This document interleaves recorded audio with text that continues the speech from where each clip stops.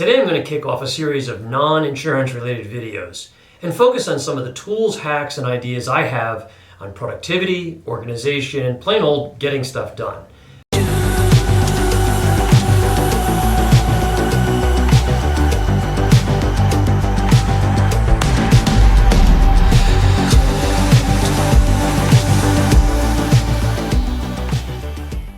The idea came to me after a friend asked something like, how do you keep up with all of your digital projects, sell insurance, and get stuff done?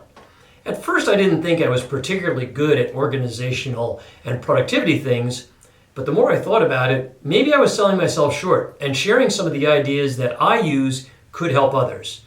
Look, being productive and getting the most out of every day isn't rocket science. It really isn't. But what I've realized is that I am a person driven by habits, and I think that most people are. Consciously or not, our daily actions occur because of the habits we've acquired over our lives. Whether that's simple habits like brushing our teeth before we go to bed, or spending time meditating, or exercising each day. Habits give us a comforting feeling that all is right with the world.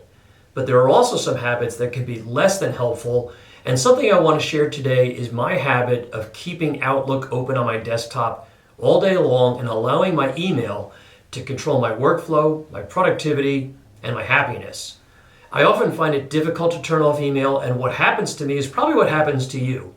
Inbound emails run your day. You get off track because someone else's urgency becomes your most urgent task of the day, and this can happen dozens of times a day. Don't get me wrong, when a client or a customer has an urgent issue that needs to be resolved, that's important.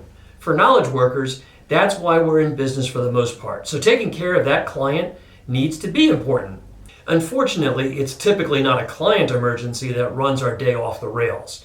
It's usually some other nonsense that isn't even on our to-do list for that day. It's urgent for the other person, but it's neither important nor urgent for us. Still, we feel the need to engage on it. Stop whatever we're doing, lose our focus, fix whatever that disruption email is triggering us to fix, and then try and get back on task. I use the word try and get back on task because this is where I often fail. That big hairy task I was working on is probably difficult, urgent, and important. So maybe I'll do something that's easier and maybe not as important. I mean, after all, I just took care of that email that interrupted me from that big important work I was doing. So I need a little time to take my foot off the gas and recuperate. Sound familiar? So, what's the solution? For me, it's been the habit of working offline in Outlook. That means going to Outlook, clicking the Send and Receive tab at the top, and clicking the button Work Offline. This gives me access to my calendar and everything that's already in my inbox, as well as the ability to compose emails, but it stops emails from coming in during my focus time. I try and do this for a few hours in the morning and again in the afternoon, so I have more uninterrupted focus time. Now, to make this more productive, there are a lot of other things that need to be going right, like having the right task list, daily and weekly planning, and a lot more which I hope to cover in future videos. The habit of working offline is incredible for my focus. And let's face it, we live in a very disruptive world. We have desk phones, cell phones, text messages, social media alerts, news alerts, emails, and more. All combined are the deadly forces trying to ruin our productivity. So we need strategies and habits to control them.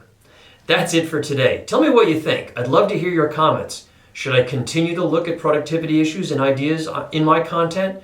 What's the biggest roadblock when it comes to your productivity and getting your stuff done? Let me know in the comments section below. Thanks for watching, and if you did like this, give it a thumbs up. Thanks.